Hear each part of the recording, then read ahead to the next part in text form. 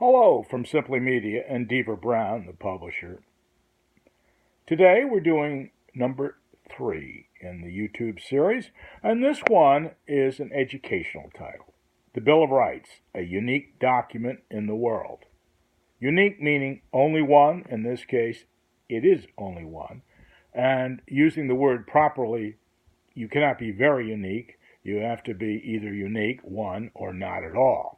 So we're using it properly here, and it's the only Bill of Rights in the world that cannot be vetoed. In Canada, they have a Bill of Rights, but the government has reserved the right to cancel it, which means it really doesn't exist.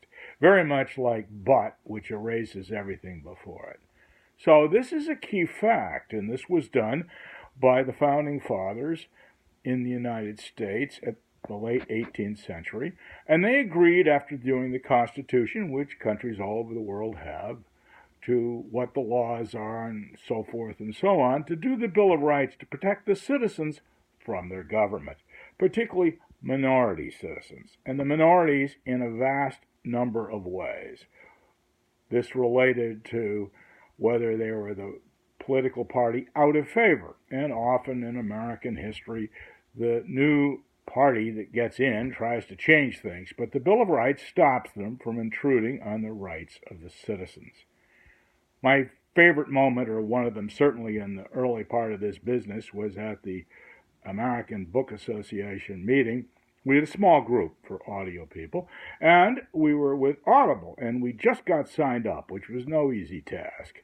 And Foy Sparring, who is the senior vice president, heard my voice asking a question. He said, "You're the Getting A's guy." So I asked him, "Well, what's that mean?" He said, "Well, I heard your titles, and if I'd heard them when I was at Florida State, I would have gotten A's." Now that was something, and I learned from that.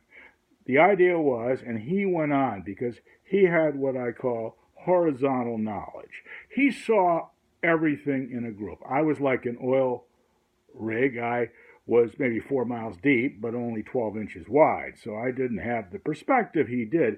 He said, "No, you provide a few interesting facts in your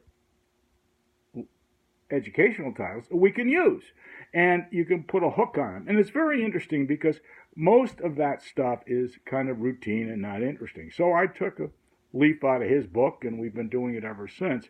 And that's why I started saying, the Bill of Rights is unique. Nobody has it. Canada's, they did it after Americans went up after the Vietnam War, and they were trying to escape, and they'd go up there, and they had a Bill of Rights. But the only problem is, it could be canceled by the government if they think it's necessary.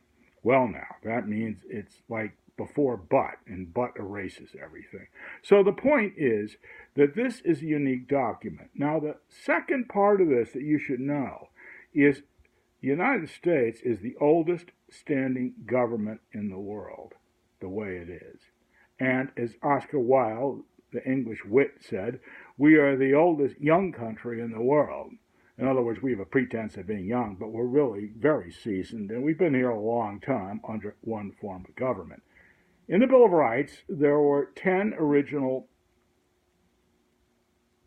items. An 11th wasn't approved until very late in the 20th century. So there are only 27 in total. So there are only 16 more that were added after it was first approved in the late 18th century. And most of these related to either reinforcing the Bill of Rights as before. The 13th, 14th, and 15th Amendment essentially say American blacks have the same rights as everybody else. But of course they did under the original Bill of Rights, but it was reformed and presented and done because people felt it was necessary to do that. So those are 3 of them. That's a big number out of only 16. And then the rest were more or less procedural, and you had ones such as when does the president take office? The 2-term limit, the Senate being elected directly as opposed to appointed by the state legislature. Then there were 2, which are the alcohol ones, first to have prohibition and then to get rid of it. Then there was an income tax amendment, which was an important one because before that, everything was collected by tariffs. And of late, people are talking about tariffs being bad. Well, the United States government was financed by it from the late 18th century until about 1930. And then the income tax started to take hold. But there were still tariffs, and it still was the main source of revenue. So these are a few things that if you get our title, the Bill of Rights, you'll learn a lot about this country. And also, it is the Getting A's group. And I think that's a wonderful title. So I've always kept that in mind, whether we do the Gettysburg Address, the Louisiana Purchase, all of those items. An idea or two is very important. And I'll just add one, which I love, from Thomas Jefferson, which, when he did the Louisiana Purchase, he said, "This is against everything I believe, but it's right." There's a man of genius who could change his mind. Thank you from Simply Media.